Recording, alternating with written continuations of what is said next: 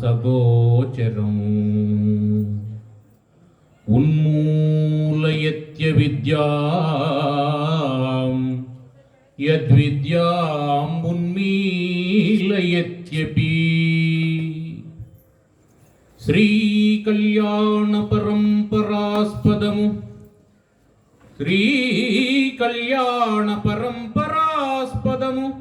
రాశీభూత విజ్ఞానము లోకాధీశ్వర లోకజాల సృజనాలోలత్వ సంహార లీలా కార్యాలయ దివ్య పంకజము శ్రీలక్ష్మీ స్థిరావాసము నాకుందిక్కగు వెంకటేశ పదము ధ్యానింతు వాగర్థినై. ఓం శుక్లాంబరధరం విష్ణుం శశివర్ణం చతుర్భుజం ప్రసన్నవదనం ధ్యాయేత్ సర్వవిఘ్నోపశాంతయే. అగజానన పద్మార్కం గజాననమహర్నిశం అనేకదం తం భక్తానాం ఏకదంతముపాస్మహే. ఓం జ్ఞానానందమయం దేవం నిర్మలస్ఫటికాకృతిం ఆధారం సర్వవిద్యానాం హయగ్రీవముపాస్మహే. ఓం త్వమస్మిన్ కార్యనిర్యోగే ప్రమాణం హరిసత్తమా హనుమన్యత్నమాస్తాయ దుఃఖక్షయకరో భవ. కూజంతం రామ రామేతి మధురం మధురాక్షరం ఆరుహ్య కవితాశాఖాం వందే వాల్మీకి కోకిలం. ఓం వైదేహీ సహితం సురద్రుమతలే హైమే మహామండపే మధ్యే పుష్పకమాసనే మణిమయే వీరాసనే సుస్థితం. అగ్రే వాచయతి ప్రభంజనసుతే తత్వం మునిభ్యః పరం. వ్యాఖ్యాంతం భరతాదిభిః పరివృతం రామం భజే శ్యామలం. హరి ఓం. రామాయ రామభద్రాయ రామచంద్రాయ వేధసే రఘునాథాయ నాథాయ సీతాయాః పతయే నమః.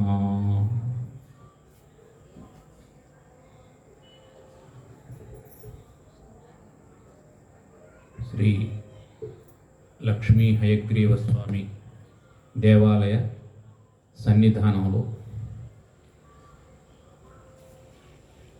ఆద్య గురు పరంపరను సంస్మరించి వాల్మీకి మహర్షిని స్మరించుకొని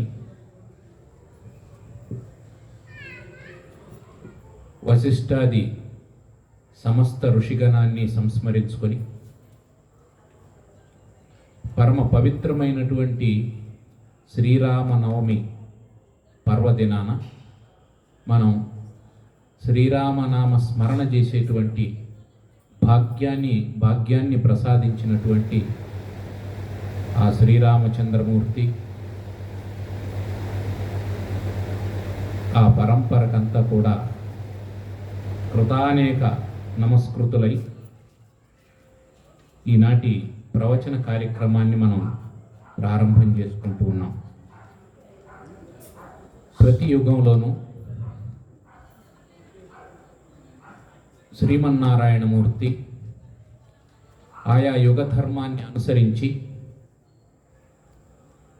దుష్ట సంహారం చేయడం, శిష్ట సంరక్షణ చేయడమే కాకుండా ధర్మ సంస్థాపన కోసం తాను స్వయంగా అవతరిస్తానని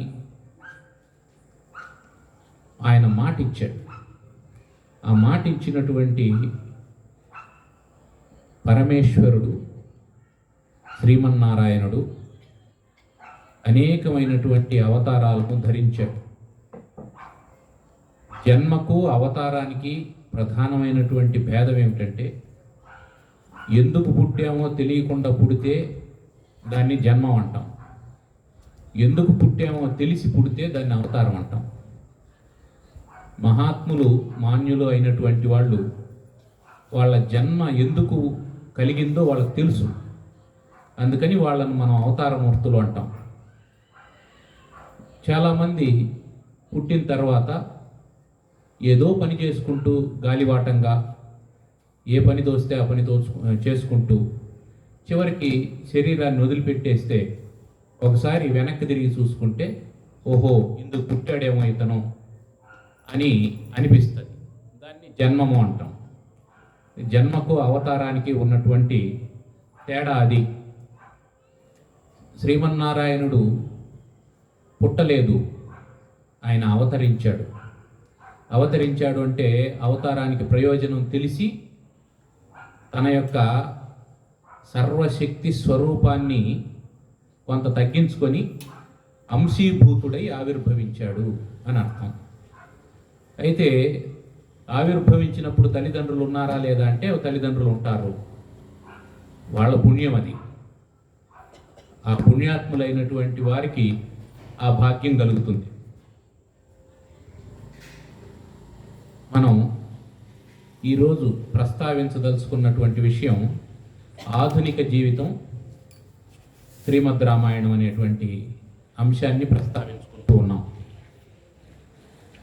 ఆధునికమైనటువంటి జీవితం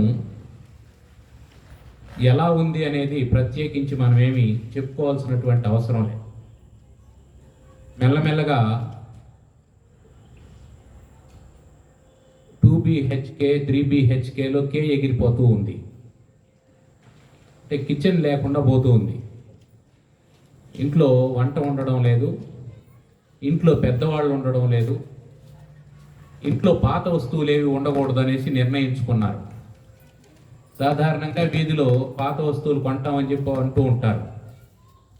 వాళ్ళు పాత ఫ్రిడ్జ్లు, పాత గ్రైండర్లు ఇట్లాంటివి ఏవైనా ఉంటే కొంటున్నారు, కానీ పాత మనుషులుంటే కొనడం లేదు. ఒకవేళ వాళ్ళు పాత మనుషుల్ని కూడా కొంటాము అని అన్నారంటే అమ్మడానికి సిద్ధంగా ఉంది ఆధునికమైనటువంటి సమాజం. అట్లాంటి పరిస్థితుల్లో రామాయణం ఎందుకు? ఎప్పుడో త్రేతాయుగంలో రామాయణం జరిగితే అది ఈనాటి జీవితానికి ఎందుకు పనికొస్తుంది? ఇన్ని వేల సంవత్సరాలు గడిచిపోయిన తర్వాత ఆయన మైకు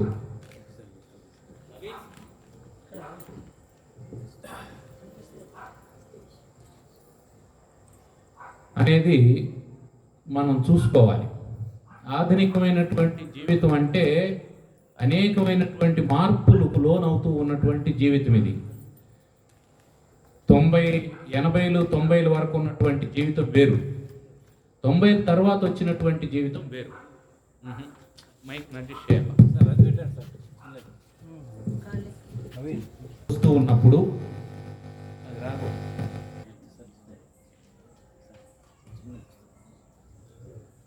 ఆ మార్పులకు అనుకూలంగా మనం మారకుండా ఉంటే ఏమవుతుంది, మారితే ఏమవుతుంది అంటే, మారకుండా ఉంటే వెనకబడిపోయినామని చెప్పి అంటారు, మారితే చెడిపోయినామని అంటారు. మారలేదనుకోండి ఆయన ఎందుకు పనికిరాడని చెప్పి అంటారు, మారినామనుకోండి వీడు పూర్తిగా చెడిపోయినాడని అంటారు. కాబట్టి మధ్య మార్గంగా ఎంత మారాలి ఎంత మారకూడదు అని తెలిసి ఉండాలి. అది తెలియాలంటే రామాయణం చదవాలి. రామాయణంలో ఎంత మారాలి ఎంత మారకూడదని చెప్పుకుంటారు. ఎంత రామాయణంలో ఎందుకు రాస్తారండి ఇవంత అంటే, రాసింది ఆముదాల మురళి లాంటి వాళ్ళు కాదు, వాల్మీకి మహర్షి. నాన్ ఋషి కురుతే కావ్యం అన్నారు. ఆయన ముందు ఋషి, అటు తర్వాత కావ్యం రాశాడు. అందువల్ల వాళ్ళు క్రాంత ద్రష్టలు, భవిష్యత్ ద్రష్టలు. రాబోయేటువంటి రోజుల్లో ఎలా జరుగుతుంది అని వ్యాసుల వారు భాగవతం రాస్తూ కలియుగంలో మానవులు అలసులు, మందబుద్ధులు, అల్పతరాయువులు పుడతారని ముందే చెప్పాడు.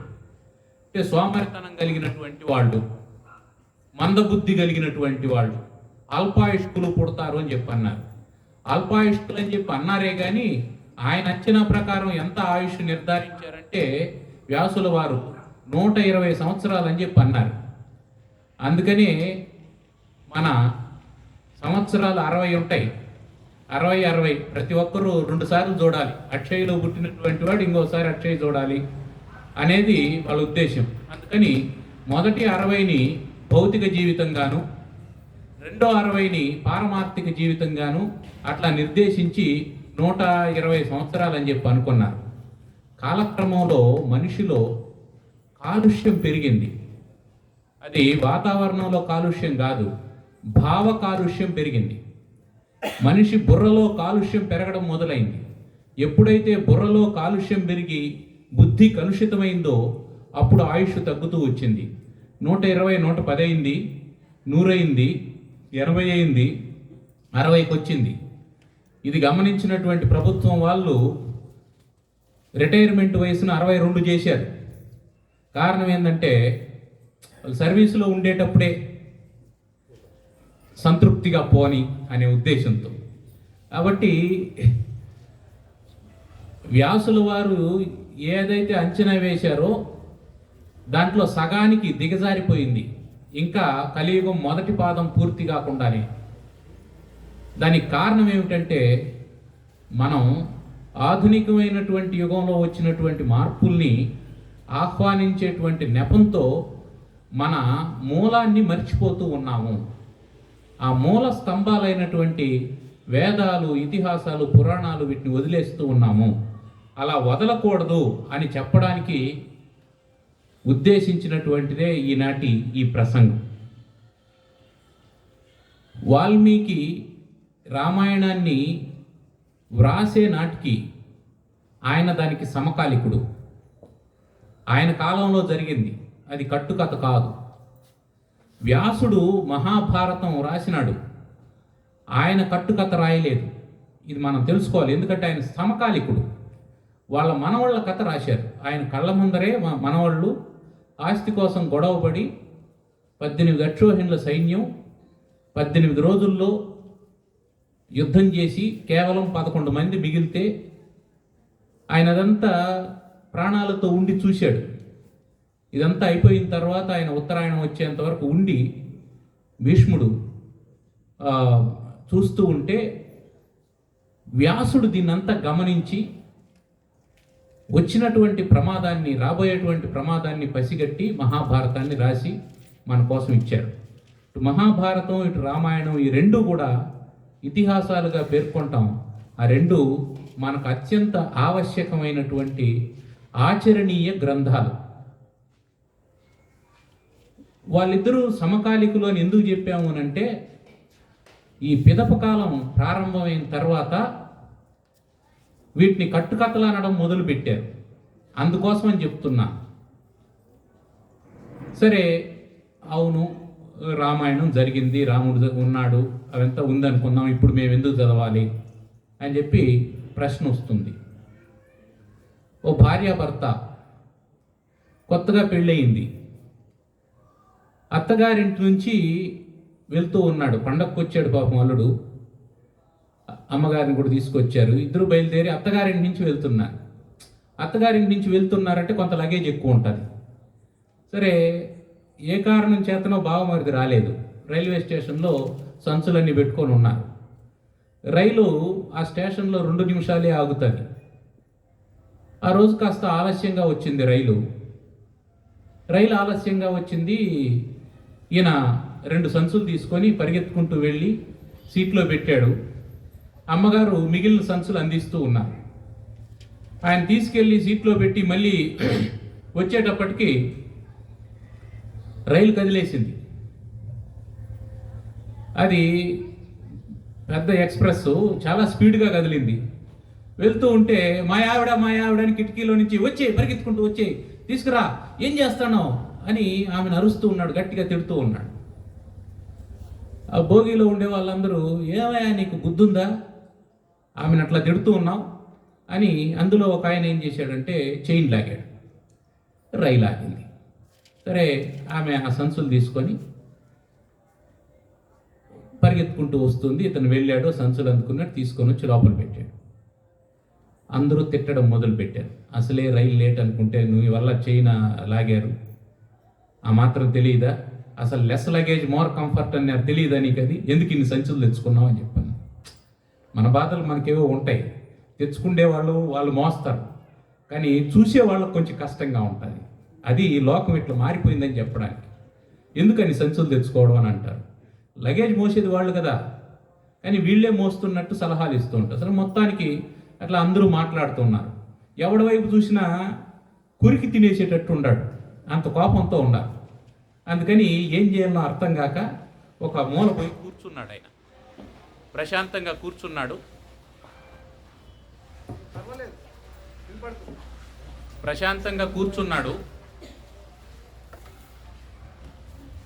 ఆ ఎదురుగా ఒక అతను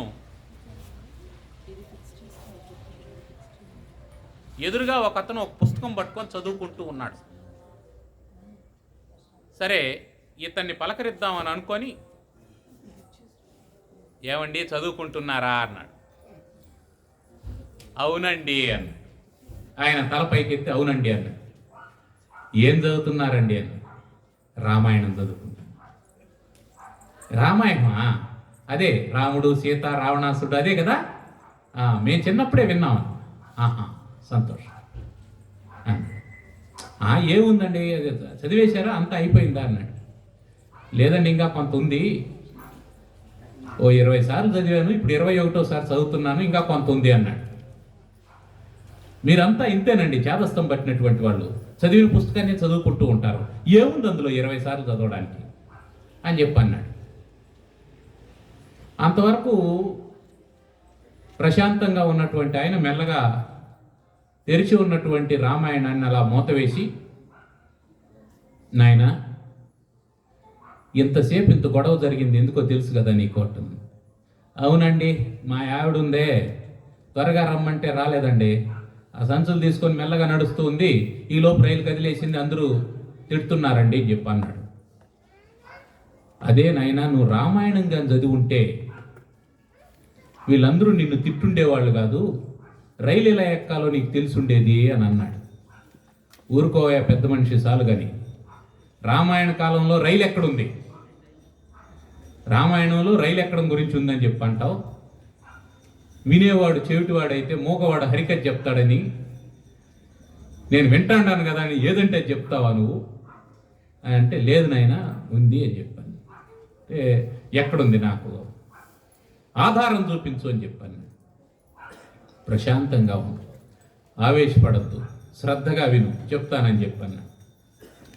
శ్రీరామచంద్రమూర్తి అరణ్యవాసానికి వెళ్ళినప్పుడు గోదావరి నది దాటాల్సి వచ్చింది. గుహుడు దాటించడానికి పూనుకున్నాడు, పడవ తెచ్చి అక్కడ ఆపాడు. ఆ సందర్భంలో ఒక అద్భుతమైనటువంటి పద్యం ఉంది నొల్ల రామాయణంలో. వాల్మీకి రామాయణంలో ఆ ఘట్టం లేదు కానీ, సుడిగుని రామపాదములు సోకిన ధూళి వహింప రాయి ఏర్పడనొక కాంతయ్యనట పన్నుగనీతని పాద పద్మము ఈయడ వడినోడన్ సోక ఇదే మగునో ఎన్ని సంశయాత్ముడై కడిగె గుహుండు రామపద కంజయుగమ్ము భయమ్ము పెంపునన్. ఈ మహాత్ముడు అలా నడిచిపోతూ ఉంటే ఈయన పాదంలో ఉండేటువంటి ధూళి తగిలి ఒక రాయి స్త్రీగా మారిపోయిందట. నేనేమో ఈ పడవని ఆధారంగా చేసుకొని బ్రతుకుతూ ఉన్నటువంటి వాడిని, ఈ పడవ కూడా ఏ స్త్రీగానో అప్సరసగానో మారిపోయిందంటే మళ్ళీ నా బతికెట్రా భగవంతుడా అని ఆయన శ్రీరామచంద్రమూర్తిని కూర్చోబెట్టి భక్తితో పాదాలు శుభ్రంగా కడిగి ఎక్కడా దుమ్ము లేదు అని చూసుకొని నిర్ధారించుకున్న తర్వాత, స్వామి ఇక మీరు పడవలోకి రావచ్చు అని చెప్పి అన్నాడట. అలా అన్నప్పుడు శ్రీరామచంద్రమూర్తి ఏం చేసినాడంటే, నాయన ముందుగా సీతమ్మ వారిని చేయబట్టుకొని పడవలోకి ఎక్కించాడు. ఆ తర్వాత తాను ఎక్కాడు. తర్వాత లక్ష్మణస్వామి వచ్చాడు. ఆ తర్వాత గుహుడు వచ్చి పడవ నడపడం ప్రారంభించాడు. ఇది గనక నువ్వు చదివి ఉంటే నీకేమర్థమైంటది? ముందుగా మీ ఆవిడ్ని రైల్లోకి ఎక్కించాలా అని అర్థమైంటది. ముందుగా మీ ఆవిడ్ని నువ్వు రైల్లోకి ఎక్కించుంటే ఆ 2 సంచులు ప్లాట్ఫామ్ మీద ఉంటే నువ్వు ఈ చేత్తో ఒక సంచి ఆ చేత్తో ఒక సంచి పట్టుకొని ప్యాంట్ వేసుకొని ఉంటావు కాబట్టి మారథాన్ రన్నర్ లాగా పరిగెత్తుకుంటూ వచ్చి రైలు ఎక్కేసి ఉంటావు. ఆమె చీర కట్టుకొని ఆ సంచులు పట్టుకొని ఎట్లా వస్తుందయ్యా? అందుకు రామాయణం చదవాలి అని చెప్పన్నాడు. కాబట్టి లౌకికమైనటువంటి జీవితంలో అనువర్తింపజేసుకోవాలే కానీ ప్రతి క్షణానికి ప్రతి సందర్భానికి రామాయణం మనకు ఆసరాగా నిలుస్తుంది. అటువంటి అద్భుతమైనటువంటి ఘట్టాలు ఉన్నాయి. ఇక ఆ రామ అనేటువంటి మాటే ఒక అద్భుతమైనటువంటి మాట. సరే, శ్రీరామచంద్రమూర్తి ఆవిర్భావం ఇవన్నీ అందరికీ తెలుసు కాబట్టి నేను రామాయణం కథలోకి వెళ్ళడం లేదు. శ్రీరామచంద్రమూర్తి జన్మించారు, ఆ వెంటనే భరతుల వారు జన్మించారు, తర్వాత లక్ష్మణ శత్రుఘ్నులు పుట్టారు. వాళ్లకు నామకరణం చేయాలి. నామకరణం చేయడానికి వశిష్ఠ మహర్షి వచ్చారు. శ్రీకృష్ణ పరమాత్మకు నామకరణం చేసినటువంటి వాడు గర్గ మహర్షి. ఈ అవతార పురుషులకు జరిగినటువంటి నామకరణాన్ని మనం పరిశీలన చేస్తే మహర్షులు ఒట్టిగా పేరు పెట్టలేదు. ఆ పేరును స్మరించినంత మాత్రాన పాపాలన్నీ పటాపంచలైపోవాలనేటువంటి ఉద్దేశంతో ఆ పేరును ఏర్పాటు చేశారు. నాని, పప్పి, జుమ్మి, టామీ ఇట్లాంటి పేర్లు పెట్టలేదు వాళ్ళు. ఇట్లాంటి పేర్లు పెడితే నిజానికి వాడికి ఏదో శ్రీరామచంద్రమూర్తి అని పేరు పెట్టారనుకుందాం. ఆ పేరు పిలవకుండా వాడిని టామీ అని పిలిచినారనుకోండి, వాని బతుకు కుక్క బతుకు అయిపోతుందే కానీ శ్రీరామచంద్రమూర్తి అంత వైభవోపేతమైనటువంటి బ్రతికెట్లా అవుతుంది? కాబట్టి తల్లిదండ్రులు పేరు పెట్టేటప్పుడు అందుకే మహర్షులు ఏం చేశారంటే, అలసులు మందబుద్ధులని వ్యాసుల వారు అన్నారు కదా, ఆ పేరు పెట్టేదని కూడా వీళ్ళు కష్టపడతారని స్వామివారికి 1000 పేర్లు, అమ్మవారికి 1000 పేర్లు ఇచ్చినారు. అది స్వామివారి కోసం కాదు ఇచ్చింది ఆ పేర్లు, మన కోసం ఇచ్చారు. మీకు అబ్బాయి పుడితే ఈ 1000లో నుంచి ఒకటి తీసుకొని పెట్టుకోండి, అమ్మాయి పుడితే ఈ 1000లో నుంచి ఒకటి తీసి పెట్టుకోండి అని చెప్పడం కోసం అమ్మవారికి సహస్రనామాలు, అయ్యవారికి సహస్రనామాలు పెట్టారు.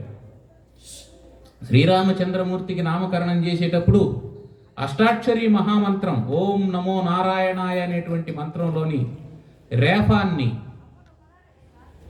అగ్ని బీజాన్ని తీసుకొని ఓం నమః శివాయ అనేటువంటి పంచాక్షరి మహామంత్రంలో నుంచి అమృత బీజమైనటువంటి మకారాన్ని తీసుకొని ఆ రెండింటిని సంపుటీకరించి బీజాక్షర సంపుటీకరణ చేత రామః అనేటువంటి పేరు, రాముడు అనేటువంటి పేరును ఏర్పాటు చేశాడు. అది ఎంత గొప్పది అంటే రామనామ మాహాత్మ్యాన్ని గురించి మనం చెప్పుకోవాల్సినటువంటి మాట ఒకటి ఉంది.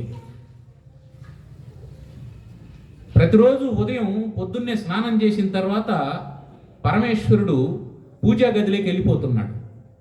వెళ్ళిపోయి గంటల తరబడి అక్కడ చిన్న బరిన పెట్టుకొని ఆయన దానికి పూజ చేసుకుంటూ జపం చేసుకుంటూ ఉంటున్నాడు.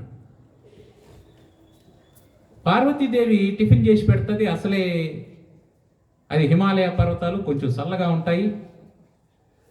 ఆయన పూజ పూర్తి చేసుకొని వచ్చేటప్పటికి ఇది చల్లారిపోతుంది, ఒక్కోసారి గడ్డగట్టిపోతుంది.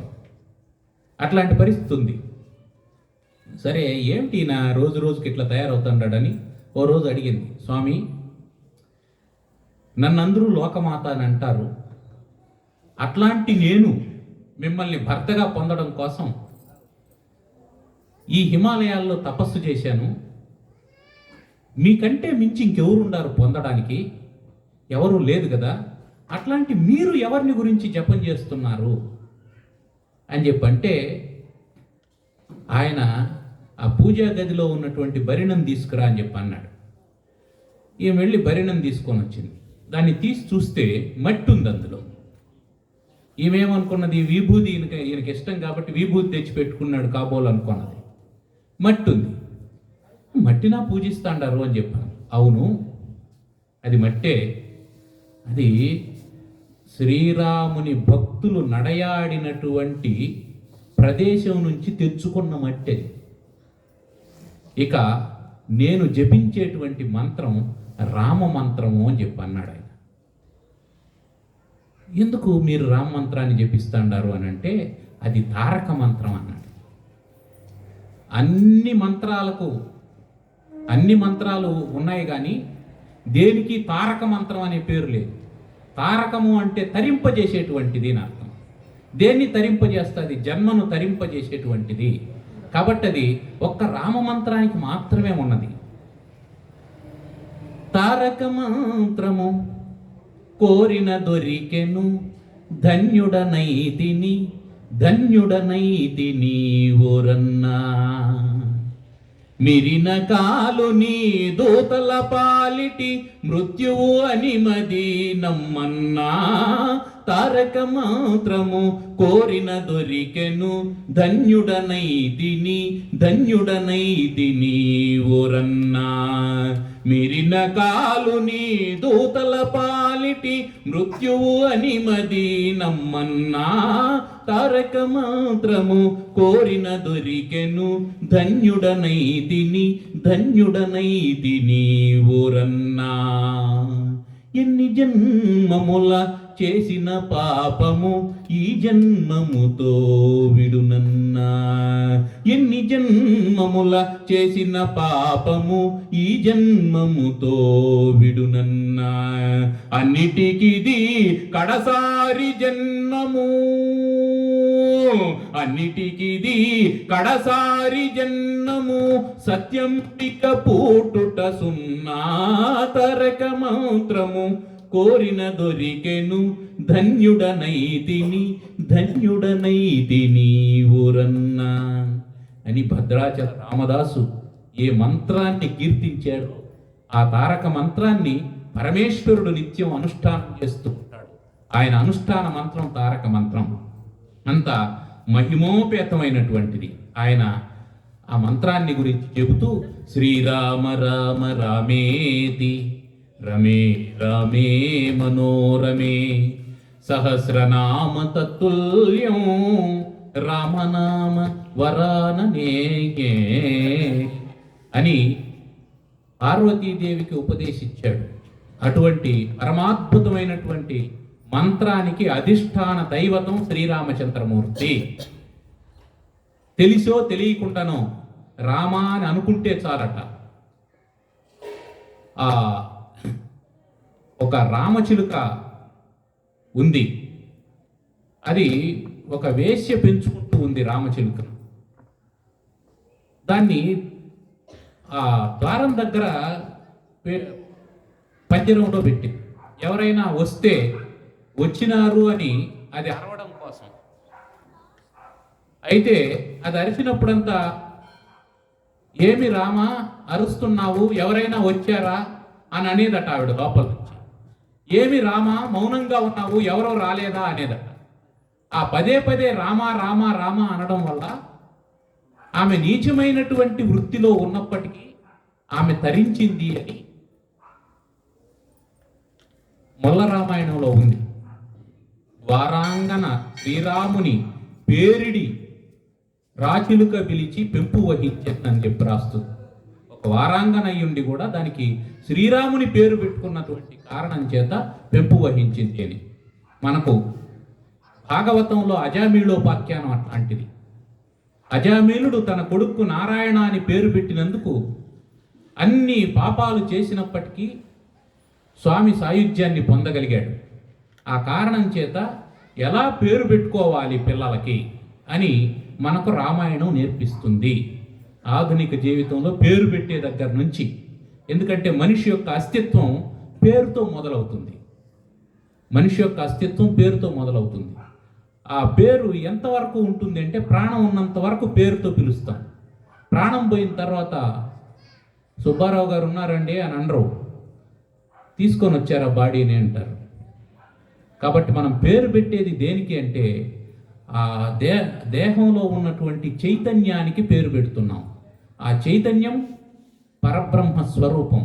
కాబట్టి దానికి పెట్టేటువంటి పేరు పరబ్రహ్మ నామధేయమై ఉండాలి అనేది మనం గుర్తుపెట్టుకోవాలి. ఆ తర్వాత రాముని మనం 3 రకాలుగా చూడాలి. దశరథ రాముడు, సీతారాముడు, రాజారాముడు. ఈ 3 రకాలుగా రాముణ్ణి మనం చూడాలి. దశరథ రాముడి కంటే సీతారాముడు, సీతారాముడి కంటే రాజారాముడు శ్రేష్టమైనటువంటి పరిణామం ఇది. రాముడు ధర్మాన్ని పాటించేటప్పుడు దశరథ రాముడుగా కుటుంబ ధర్మాన్ని, పుత్ర ధర్మాన్ని పాటించాడు. సీతారాముడుగా భర్తృధర్మాన్ని, కుటుంబ ధర్మాన్ని పాటించాడు. రాజారాముడుగా రాజధర్మాన్ని పాటించాడు. మనం ఒకదాంట్లో ఒకటి కలిపి చూడకూడదు. అలా ఎందుకు చేశాడు, ఇలా ఎందుకు చేశాడు, గర్భవతి సీతమ్మను రాముడు కారడవులకు పంపించినాడు, ఇదేమైనా ధర్మమా, ఇదేమైనా న్యాయమా అని అనకూడదు. పంపించిన తర్వాత ఆయనేమి ప్రశాంతంగా లేడు. అశ్వమేధ యాగం చేయాలని అనుకుంటే భార్య లేకుండా యాగం చేయకూడదని చెప్తే సీతను, బంగారు సీతను తయారు చేసుకున్నాడు. బంగారంతో బొమ్మను తయారు చేశారు. ఆ బంగారు బొమ్మను చూసి కంటికి మంటికి ఏకదారగా శ్రీరామచంద్రమూర్తి ఏడుస్తూ ఉన్నాడు. లక్ష్మణునికి చిర్రెత్తుకొచ్చింది. దగ్గరకు వచ్చాడు. భలేవాడు అన్నా, నువ్వు పంపించింది నువ్వే, ఏడ్చేది నువ్వే, పైగా ఆ పాపంలో నాకు కూడా భాగం ఇచ్చావు. అమ్మని తీసుకెళ్ళి అడవిలో వదిలేసి రమ్మని చెప్పినావు. వదిలేసి వచ్చిన తర్వాత ఏడుస్తూ ఉన్నావు. అసలు ఎందుకు పంపించాలి, ఎందుకు ఏడవాలి అని చెప్పంటే, లక్ష్మణ, పంపించింది రాజారాముడు, ఏడుస్తున్నది సీతారాముడు అన్నాడు. అది మనం అర్థం చేసుకోవాల్సింది. దాన్ని అర్థం చేసుకోకపోతే మనకు రామాయణం అర్థం కాదు. దశరథ రాముడుగా ఏం చేశాడు? సరే, తండ్రి ఆజ్ఞను పాటించాలి. తండ్రి ఆజ్ఞ ప్రకారం ఆయన అరణ్యానికి వెళ్ళాల్సి వచ్చింది. అరణ్యానికి వెళ్ళాల్సి వస్తే రేపు పొద్దున్నే పట్టాభిషేకం, రాజ్యం అంతా తన హస్తగతం కాబోతూ ఉంది. హస్తగతం కాబోతూ ఉంటే సాయంకాలం పిలిచి, తండ్రి కాదు సవతి తల్లి పిలిచి, నువ్వు పొద్దున్నే అరణ్యానికి వెళ్ళిపోవాలి, నీ తమ్ముడు రాజ్య పరిపాలన చేస్తాడు అని అంటే, అప్పుడు రాముడు ఎలా స్పందించాడు? నిర్వికారంగా ఉన్నాడు. నీకు పట్టాభిషేకం జరుగుతూ ఉందన్నప్పుడు ఎగిరి గంతేయలేదు, నువ్వు అరణ్యానికి వెళ్ళాలన్నప్పుడు బాధపడలేదు. ఇదేం చెప్తుంది ఆధునిక జీవితానికి అంటే, మనకు సంపదలు వస్తూ ఉంటాయి, పోతూ ఉంటాయి. కష్ట సుఖాలు అన్నీ కూడా మన ప్రారంధాన్ని అనుసరించి వస్తూ ఉంటాయి, పోతూ ఉంటాయి. కష్టం వచ్చినప్పుడు ఇక మన జీవితం లేదనుకొని, సుఖం వచ్చినప్పుడు మనకు మించినటువంటి వాడు లేదనుకొని త్రుళ్ళిపడడం, నీరసించిపోవడం, ఇవేవీ చేయకూడదు. రామునిలాగా దిటవుగా ఉండాలి అని రామాయణం మనకు చెప్తుంది. ఆ రాముడు అరణ్యానికి వెళ్ళాల్సినటువంటి సందర్భం వచ్చింది. దానికంటే ముందు పట్టాభిషేకం చేయాలని అనుకున్నారు కదా. పట్టాభిషేకం చేసేటప్పుడు దశరథుడు నా కొడుకు కాబట్టి నేను రాజును చేసేస్తానని రాజును చేయలేదు. అది మనం గుర్తుపెట్టుకోవాల్సింది. ఆయన ప్రజాభిప్రాయాన్ని సేకరించాడు. మనం ఏమనుకుంటాం, మనమే తెలివైనటువంటి వాళ్ళు, మనకే డెమోక్రసీ ఉంది, అక్కడ డెమోక్రసీ లేదనుకుంటాం. రామాయణంలో అద్భుతమైన డెమోక్రసీ ఉంది. ప్రజల యొక్క అభిప్రాయాన్ని తీసుకున్నాడు. ప్రజలను అడిగాడు, నేను రాముణ్ణి పట్టాభిషిక్తుణ్ణి చేయాలని అనుకుంటున్నాను, వాట్ ఈజ్ యువర్ ఒపీనియన్, మీ అభిప్రాయం ఏమిటి అని అంటే, తేతమూచు మహాత్మానం పౌరజానపదై సహ. పౌరజానపదై సహ, పౌరులు పురంలో ఉండేటువంటి వాడు, జానపదులు గ్రామాల్లో ఉండేటువంటి వాడు. అంటే ఎక్కడో ఒక చోట మాత్రం అభిప్రాయాలు తీసుకొని వదిలేలేదు. మారుమూల గ్రామాల్లో ఉండేటువంటి వాళ్ళను కూడా అడిగితే వాళ్ళంతా ఏమన్నారు? బహవో నృప కళ్యాణ గుణ పుత్రస్య సంతితే. ఓ నృప, ఓ రాజా, నీ కుమారుల్లో అనేకమైనటువంటి కళ్యాణ గుణాలు ఉన్నాయి, చాలా అద్భుతమైనటువంటి మంచి గుణాలు కలిగినటువంటి వాడు నీ కుమారుడు అని అన్నాడు. ఏమిటా గుణాలు అని అడిగాడు ఆయన. ఎందుకంటే నేను కదా రాజు, నన్ను కదా పొగడాల్సింది వీళ్ళు, నన్ను కాకుండా నా కొడుకును పొగడుతాండారు. మరి ఏమున్నాయి అతనిలో ఆ గుణాలు తెలుసుకుందామనే ఉద్దేశంతో ఏమిటా గుణాలని అడిగాడు. అడిగితే 2 చెప్తామండి, ఎక్కువ అవసరం లేదు అని చెప్పాను. సరే చెప్పండి. వ్యసనేషు మనుష్యానాం భృశం భవతి దుఃఖితః ఉత్సవేషు చ సర్వేషు పితేవ పరితుష్యతి. ఎవరైనా దుఃఖంలో ఉంటే రామచంద్రుడు ఏడుస్తాడు, తనకే దుఃఖం కలిగినట్లు బాధపడతాడండి. దీన్ని సానుభూతి అనం, సహానుభూతి అంటాం, నాట్ ఎ సింపతి, ఎంపతి. అది ఆయనకున్నటువంటి ప్రధానమైనటువంటి లక్షణం. ఇతరులకు కలిగినటువంటి బాధను తన బాధగా భావించేటువంటి వాడు. రాజుకు ఇంతకంటే గొప్ప లక్షణం ఏం కావాలి? సరే, బాధ ఉంటే సరే, బాధ లేకుండా సంతోషం ఉంటే ఉత్సవేషు చ సర్వేషు. ఉత్సవం వచ్చిందనుకోండి, ఆనందం ఉందనుకోండి, పిల్లవాళ్ళు ఆనందంగా ఉంటే తండ్రి ఎంత ఆనందిస్తాడో పితేవ పరితుష్యతి, తండ్రిలాగా ఆనందిస్తాడు. ఈ 2 లక్షణాలు ఉన్నాయి అని చెప్పాను. కాబట్టి నాయకునికి 2 లక్షణాలు ఉండాలి. మనం బాధపడుతూ ఉంటే నాయకుడు నవ్వుతూ ఉండడం కాదు, అది కాదు నాయకత్వం.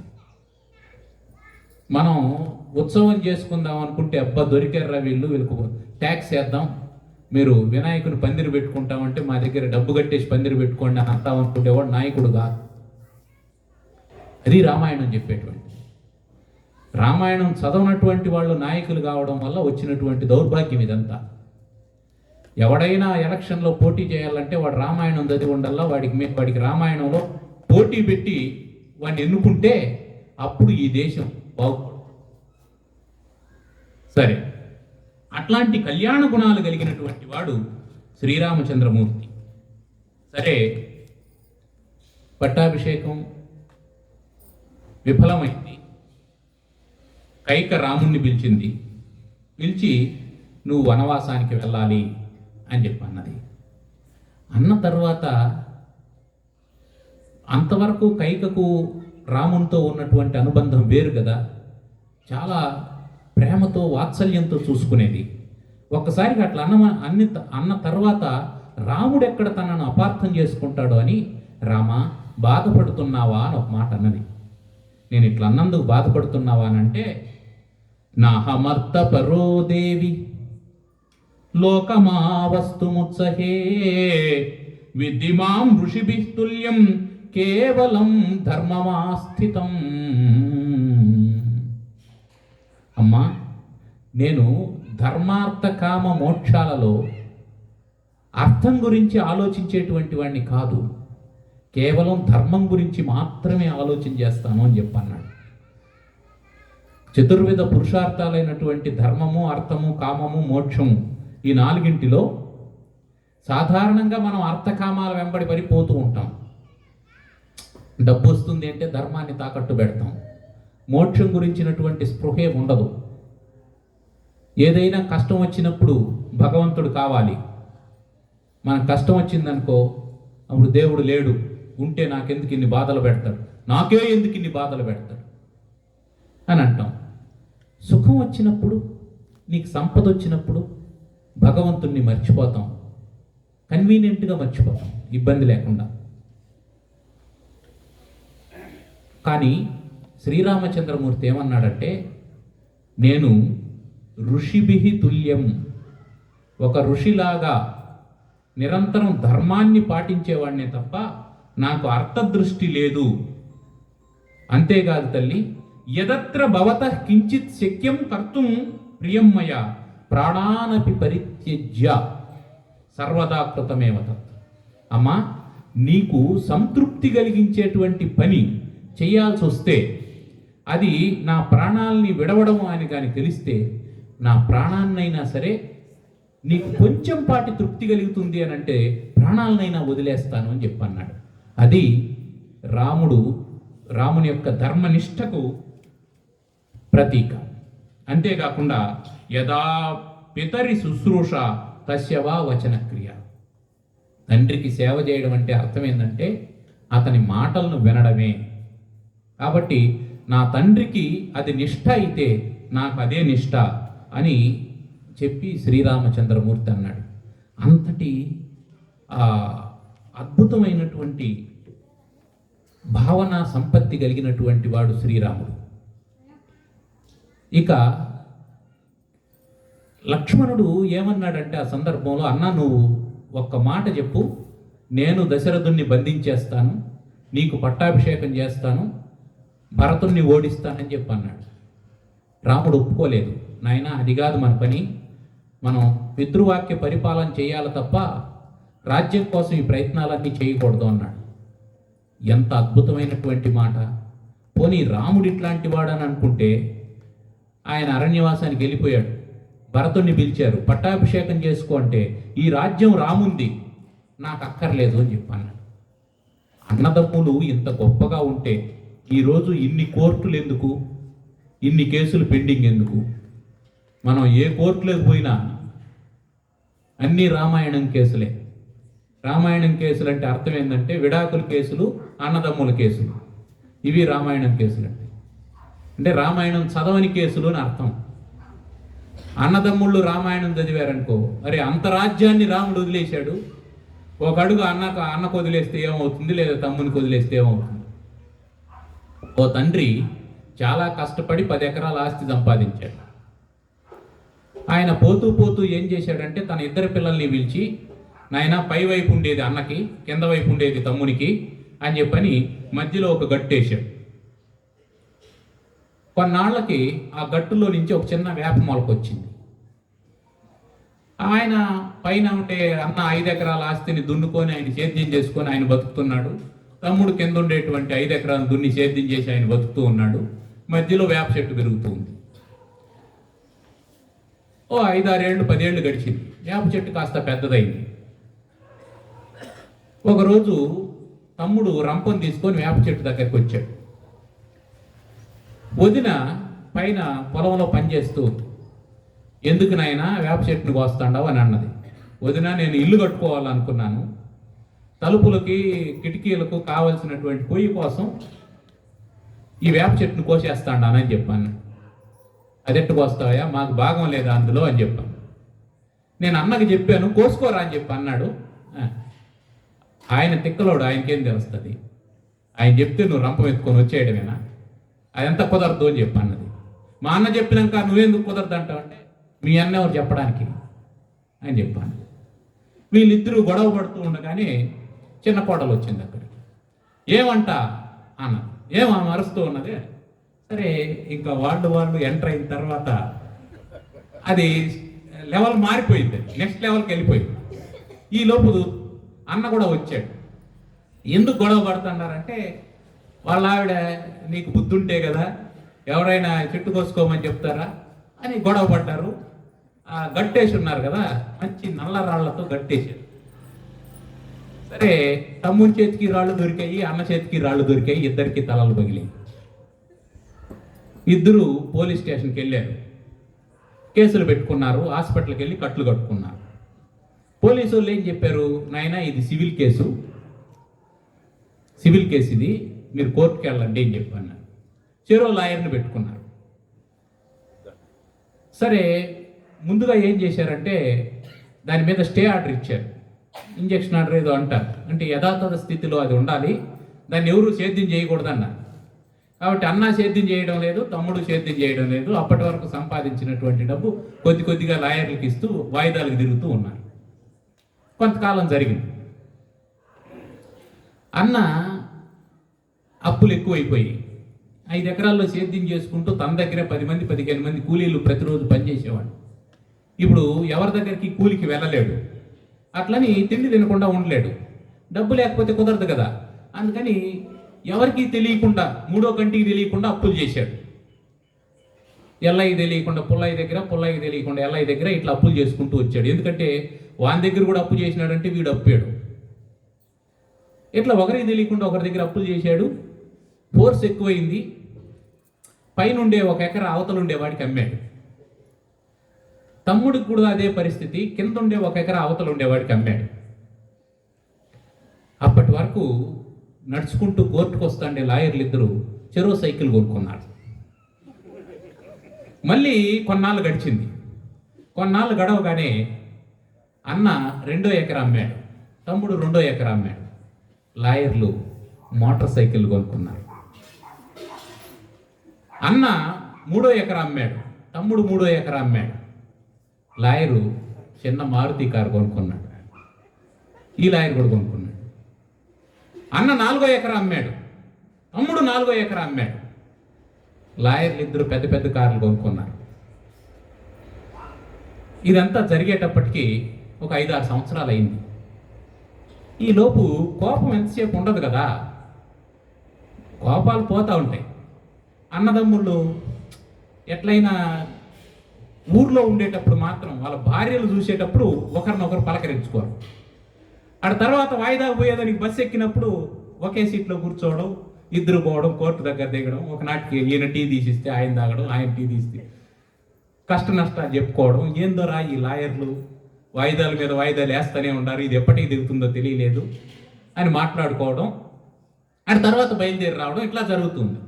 సరే, ఆ రోజు ఏం చేశారంటే కోర్టు దగ్గర టీ అంగడిలో బెంచ్ మీద కూర్చొని మాట్లాడుతూ వాళ్ళ అన్న ఏమన్నా అంటే, తమ్ముడు అప్పులు ఎక్కువైపోయినాయి, కష్టంగా ఉంది, ఆ ఉండే ఎకరా కూడా నాకేం మిగిలేటట్టు లేదు, దాన్ని అమ్మేద్దాం అనుకుంటున్నాను, ఎవరికో ఇచ్చేది ఎందుకు, మన నాన్న సంపాదించినటువంటి ఆస్తి నువ్వే కొనుక్కోరా, ఆ వేప చెట్టు కూడా నువ్వే పెట్టుకో, నాకేదన్నా కొంత డబ్బులు ఇచ్చేయని చెప్పంటే వాళ్ళ తమ్ముడు అన్న చేతులు పట్టుకొని, అన్న నువ్వు పెద్దోడివి, మనసిప్పి చెప్పినావు, నేను నా పరిస్థితి కూడా అదే, నేను చెప్పలేకుండా ఉన్నాను అని చెప్పి తమ్ముడు అన్నాడు. అంటే అయితే ఇంకేం చేద్దాంరా అన్నాడు. ఏం చేసేదన్నా, నువ్వే మంచి బేరం చూడు అని చెప్పి అన్నాడు. సరే, అటు నుంచి ఇద్దరు వచ్చారు ఇంటికి. ఆ 2 ఎకరాలు కూడా అమ్మేశారు. వేప చెట్టు గట్టులోనే ఉంది, అది నవ్వుతూ ఉంది. వాళ్ళ నాన్న పైన ఉన్నాడు, ఆయన ఏడుస్తూ ఉన్నాడు. వీళ్ళిద్దరూ పర్మనెంట్గా నేల లేనటువంటి వాళ్ళు అయిపోయినారు. ఏమైంది? తమ్ముడు వేప చెట్టు కోసుకున్నాడు. 2 కొయ్యలు నీకు కూడా ఇస్తానన్నా అంటే తమ్ముడి సంగతి అయిపోయింది. నాకేముందిరా, నువ్వు ఇస్తే ఎంత, ఇవ్వకపోతే ఎంత, నేను ఇల్లు కట్టే నాటికి కావాలంటే కొనుక్కుంటాను, నువ్వు వాడుకోరా అంటే అయిపోయింది.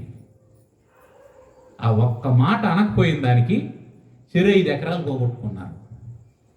వీళ్ళు పోగొట్టుకోవడానికి కారణం ఏం చెప్పండి? రామాయణం చదవలేదు. రామాయణం చదువుంటే భరతుడు వదిలేసినాడా రాజ్యాన్ని? రాముడు వదిలేసినాడా? రాముని కోసం భరతుడు వదిలినాడు, భరతుని కోసం రాముడు వదిలినాడు. ఇది ఆధునికమైనటువంటి జీవితంలో మనం రామాయణాన్ని అన్వయం చేసుకోవాల్సినటువంటి విధానం.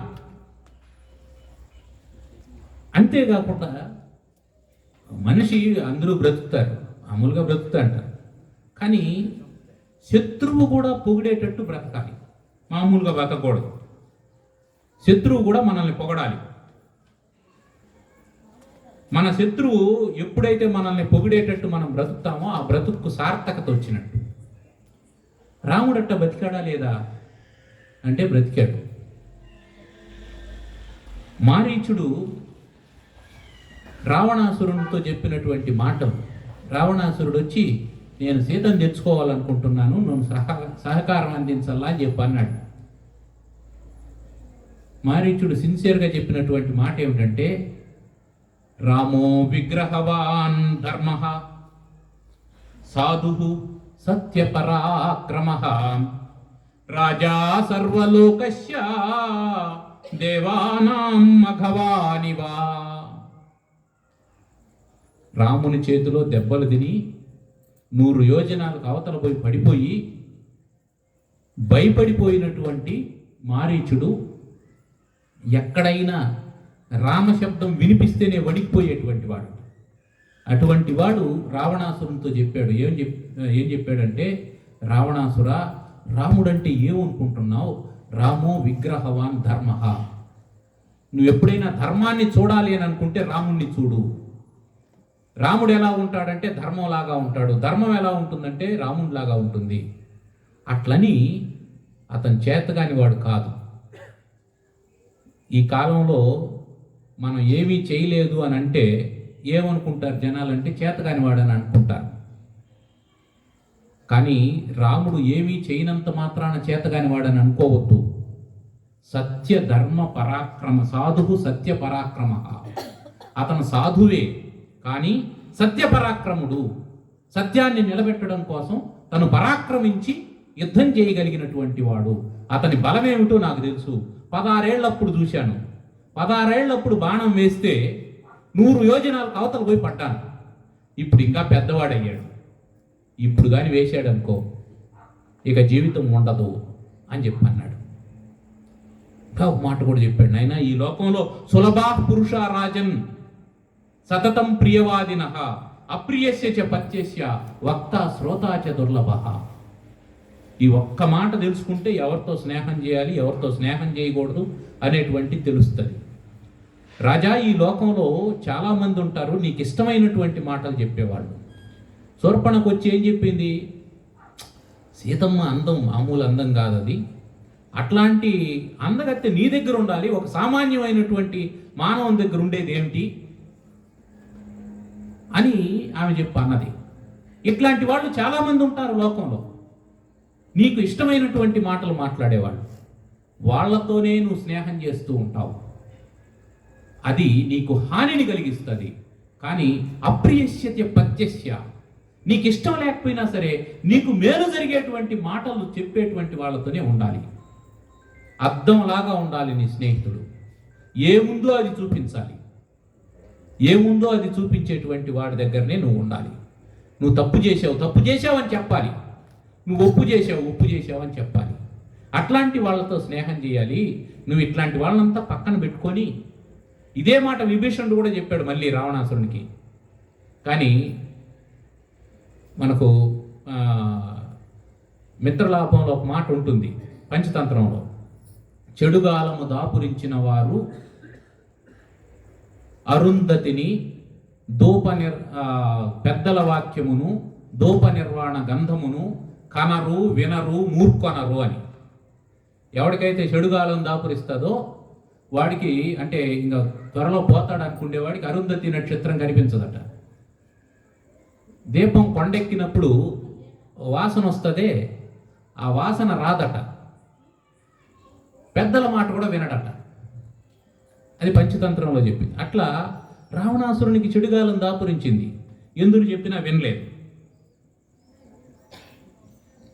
కాబట్టి అతను ఇంకా ఒక మాట చెప్పాడు మారీచుడు రాక్షసుడే కానీ అతను చెప్పినటువంటి మాటలు నిత్యం ఆచరణీయాలు. ఏమన్నాడంటే, బహవః సాధవో లోకే యుక్తా ధర్మమనుష్ఠితాః పరేషాం అపరాధేన వినష్టాః సపరిచ్ఛదాః. ఈ లోకంలో ధర్మాన్ని అనుష్ఠానం చేసేటువంటి వాళ్ళు ఉన్నారు. అయితే ఆ ధర్మాన్ని అనుష్ఠానం చేసేవాళ్ళు కూడా ఇతరులు చేసేటువంటి అపరాధం వల్ల నాశనం అయిపోతూ ఉంటారు అని చెప్పి అన్నాడు.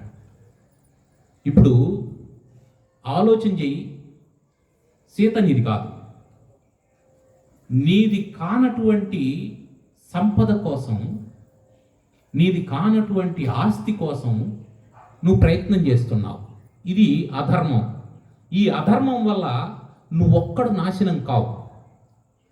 నీ పరిచ్ఛద, నీ చుట్టూ ఉండేటువంటి వాళ్ళందరూ నాశనం అయిపోతారు. అయిపోయారా లేదా? ఆయన తమ్ముళ్ళు, ఆయన కొడుకులు, ఆయన సైన్యము, బంధువులు, మిత్రులు ఎవరెవరు కూడా వచ్చారో అందరూ పోయారు. ఇందరూ చనిపోవడానికి వాళ్ళు ఏం పాపం చేశారు? వాళ్ళు ఎవరు పాపం చేయలే, కేవలం పాపం చేసినటువంటి వాటితో ఉన్నారంతే. కాబట్టి ఎవరితో స్నేహం చేయాలి అని భారతం చెప్తుంది, రామాయణం చెప్తుంది. పిల్లలు ఇది తెలుసుకున్నారనుకో, వాళ్ళ స్నేహాల్ని ఎవరితో ఉండాలి ఎవరితో ఉండకూడదని తెలుస్తుంది. ఒక చిన్న సంఘటన చెప్పుకొని వెళ్ళిపోతాం. వరంగల్ ఎన్ఐటి చాలా ఏళ్లకు ముందర అది జరిగినటువంటి సంఘటనే. ఓ పిల్లవాడు హాస్టల్లో నుంచి వచ్చాడు. వచ్చి రూమ్ దగ్గరకు వచ్చి ఇంకో పిల్లవాడిని పిలిచాడు. ఎన్ఐటీలో చదువుతున్నాడంటే మామూలు పిల్లవాళ్ళు కాదు, గొప్ప ఇంటెలిజెంట్స్ అయి ఉంటారు. చాలా కష్టపడి ఏఐ ట్రిపుల్ లాంటివో జేఈ లాంటివో రాసి సీటు సంపాదించుకొని ఉంటారు. పైగా ఎన్ఐటి లాంటి వాటిలో చదివితే కనీసం ₹1,00,000 ఉద్యోగం, ₹1,00,000 జీతం వచ్చేటువంటి ఉద్యోగాన్ని వాళ్ళు క్యాంపస్ ఇంటర్వ్యూలో సంపాదించుకోగలరు. ఇక ఆ కుటుంబం ఏముంది, అద్భుతంగా సెటిల్ అవుతుంది. వాడికి ఉద్యోగం వచ్చిందంటే అంతవరకు వాళ్ళ తండ్రి చేసినటువంటి అప్పులు తీరిపోతాయి. ఒకవేళ ఆ ఇంట్లో పెళ్లి ఎదిగినటువంటి పిల్లలుంటే ఇబ్బంది లేకుండా పెళ్లి చేయగలుగుతారు. ఇవన్నీ జరుగుతాయి. వాటినన్నింటినీ దృష్టిలో పెట్టుకొని చదివిస్తూ ఉంటారు తల్లిదండ్రులు. ఈ పిల్లవాళ్ళు కూడా చదువుకున్నారు చక్కగా, ఎన్ఐటీలోకి వచ్చారంటే చక్కగా చదివారనే కదా అర్థం. అక్కడికి వచ్చిన తర్వాత ఏం జరిగింది, వాడు ఒక గదిలో నుంచి వచ్చాడు, మోటార్ బైక్ వేసుకొని వచ్చాడు. ఈ గది దగ్గరకు వచ్చి పిలిచాడు వాడిని. రా అన్నాడు. ఎక్కడికి అన్నాడు. రావాయ్ అన్నాడు. వచ్చి వాడు బండిలో వెనకాల కూర్చున్నాడు. ఇద్దరు బయలుదేరి వెళ్ళారు. బస్ స్టాప్ దగ్గరికి వెళ్ళారు. బస్ స్టాప్ దగ్గరికి వెళ్ళేటప్పటికి బండి ఆపాడు. ఏమి అట్టన్నాడు. ఏమి ఇక్కడ ఆపుతున్నావు అన్నాడు. ఏం లేదు, చూస్తూ ఉండు అన్నాడు. వాడు చూస్తూ ఉండగానే వీడు ముందర నుంచి యాసిడ్ బాటిల్ తీసి అక్కడ నిల్చుకొని ఉండేటువంటి అమ్మాయి మీద పోశాడు. అది తీవ్రమైనటువంటి మంచి కాన్సన్ట్రేటెడ్ యాసిడ్. అది మీద పడగానే అమ్మాయి గిలగిల్లాడిపోయి 13 రోజులు హాస్పిటల్లో నరకయాతన అనుభవించి అమ్మాయి మరణించింది. అప్పటికి రాష్ట్రం విడిపోలేదు, కంబైన్డ్ స్టేట్. మొత్తం 26 జిల్లాల్లో ఉండేటువంటి విద్యార్థులంతా రోడ్ల మీదకి వచ్చారు. పెద్ద ఎత్తున ధర్నాలు, రాస్తారోకోలు చేశారు. ఆ ఇద్దరు పిల్లల్ని అరెస్ట్ చేశారు. అరెస్ట్ చేస్తే ఈ ప్రెజర్ తట్టుకోలేక అప్పటి వరంగల్ ఎస్పీ సజ్జనార్ గారు ఎన్కౌంటర్ చేసేశారు. ఇద్దరు పిల్లల్ని చంపేశారు. ఇప్పుడు ఆ 2 కుటుంబాలు ఏమైనాయి? సరే, ముందరుండేవాడు యాసిడ్ పోశాడు, వెనకుండేవాడు ఏం చేశాడు? వీడు యాసిడ్ పోస్తాడని కూడా వాడికి తెలియదు.